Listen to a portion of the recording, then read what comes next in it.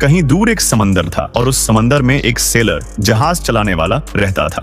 पर उसके पास एक खास चीज थी, एक चूहा जो इंसानों की तरह बोल सकता था। इस चूहे का नाम था रॉसक्यूरो। वह नटखट था, मजेदार था, लेकिन सबसे ज्यादा उसे नई चीजें जानने और देखने का शौक था। एक दिन सेलर अपने इस अनोखे चूहे को लेकर एक किंगडम में आया।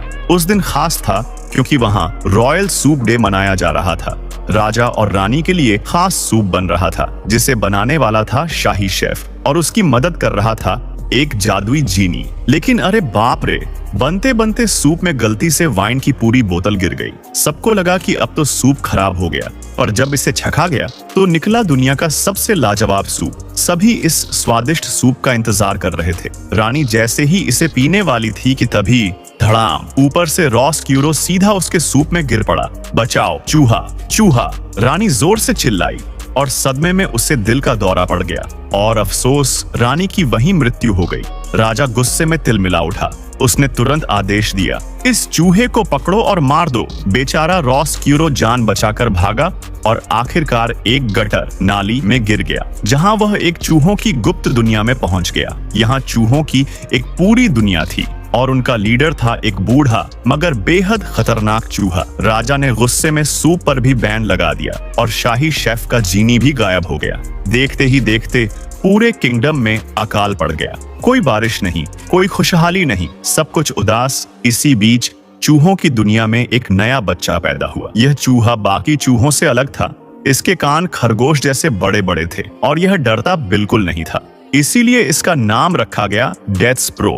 पर बाकी चूहे उसे पसंद नहीं करते थे क्योंकि वह बहुत हिम्मती था। उसकी टीचर ने गुस्से में उसके माता पिता से कहा, इस पर ध्यान दो, इसे समझाओ कि चूहे कैसे जीते हैं। एक दिन उसका भाई उसे महल की लाइब्रेरी में ले गया जहां चूहे किताबें कुतरते थे। लेकिन डेथस्प्रो ने तो किताब खोलकर कहानी पढ़नी शुरू कर दी। यह कहानी थी एक योद्धा की जो राजकुमारी को बचाता है, और बस यहीं से उसने ठान लिया कि वह भी योद्धा बनेगा। डेथस्प्रो की मुलाकात राजकुमारी से हुई जो बेहद उदास थी। उसने उसे वह अधूरी कहानी सुनाई जो उसे बहुत पसंद आई, पर समस्या यह थी कि वह कहानी का अंत नहीं जानता था। राजकुमारी ने कहा, अगली बार आओ और मुझे पूरी कहानी सुनाओ। पर अफसोस, इससे पहले कि वह कहानी पढ़ने वापस जाता, माउस वर्ल्ड के लोगों ने उसे पकड़ लिया। उन्होंने उसे इंसानों से बात करने की सजा दी और उसे अंधेरी गुफा में फेंक दिया। लेकिन वह तो योद्धा था। अंधेरे में घूमते घूमते वह एक जेल में पहुंचा जहां उसे रॉसक्यूरो मिला। अब दोनों की दोस्ती हो गई। इधर राजकुमारी की मेड मिक को रानी बनने का सपना था। रॉसक्यूरो ने उससे बहकाया, अगर हम असली राजकुमारी को गायब कर दें तो तुम उसकी जगह ले सकती हो।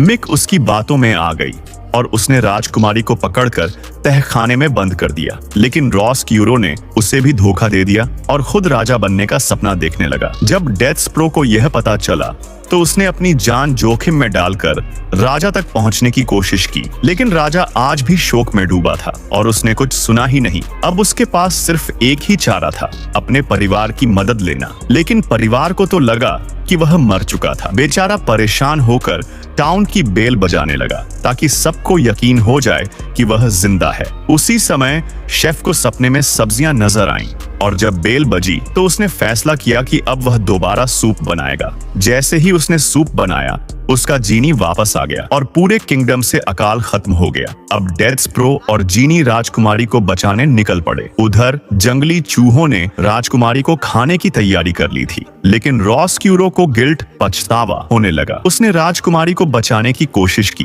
पर लीडर उसे पकड़कर मारने वाला था। ठीक उसी वक्त डेथस्प्रो ने कैट को आजाद कर दिया और वह सारे चूहों के पीछे दौड़ पड़ी। पर लीडर अब भी नहीं रुका था। तभी धूप आई और डेथस्प्रो के पास पड़ा एक मैग्नीफाइंग ग्लास चमक उठा। उसने इससे सीधा लीडर की आंखों पर रोशनी डाली और लीडर चिल्लाते हुए नीचे अरीना में गिर पड़ा जहां कैट उसका इंतजार कर रही थी।